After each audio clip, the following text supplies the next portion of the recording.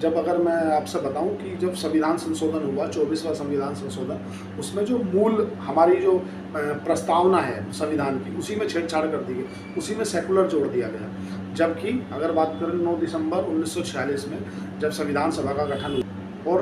ये 2 दिन चली और 13 दिसंबर 1946 में डॉक्टर राजेंद्र प्रसाद को संविधान सभा का अध्यक्ष चुन लिया गया। उसके बाद में इसके ऊपर 14 दिन तक बैठक चली कि भाई सबसे पहले संविधान बनाने से पहले इसका प्रलंबन बना ले लिया जाए, मतलब इसके क्या क्या होगा इसमें, उसके पहले जो प्रारूप होता है वो बना लिया जाए। और उसमें केवल अगर बात करें तुम्हारा प्रोफेसर के टी शाह ने कहा था कि भाई इसको इसके अंदर ना आप वो जोड़ दो, क्या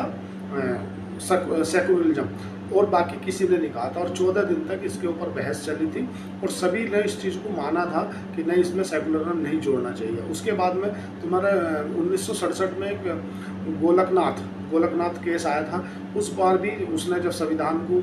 चुनौती दी सुप्रीम कोर्ट में, तो सुप्रीम कोर्ट ने ये कह दिया कि भाई आप जिस संविधान का जो प्रलोभन है, मतलब जो मेन चीज़ है प्रलंबन, उसको बदल नहीं सकते, मतलब जो मेन स्ट्रक्चर है उसको नहीं बदला जा सकता। लेकिन हुआ क्या कि उसके बाद के 5 अगस्त 1971 में आपने देखा होगा केशवनंद भारती, उसमें भी काफ़ी यही तो समस्या आई, प्रलंबन बदला नहीं जा सकता, मतलब प्रलंबन इसलिए नहीं बदला जा सकता कि जो इसका मेन ढांचा है ना उसमें कोई छेड़छाड़ नहीं की जाएगी। केशवनंद भारती वाला आप सभी लोग केस जानते हैं, 1973 वाला। लेकिन होता क्या है कि 5 अगस्त 1971 में इंदिरा गांधी जी है जो वो बोलती है हम सरकार है, हम कुछ भी कर सकते हैं, और वो इसमें सेकुलरिज्म जोड़ देती है। सेकुलरिज्म जोड़ने से आप सोच रहे होंगे किस नुकसान क्या है, नुकसान है ना भाई, जब आपने सेकुलरिज्म जोड़ दिया तो फिर वक्फ बोर्ड बना दिया आपने, वक्फ बोर्ड बना दिया, फिर अलग अलग धर्म के अनुसार आपने हर चीज़ दे दी। जब आप उससे पहले तो ऐसा कुछ नहीं था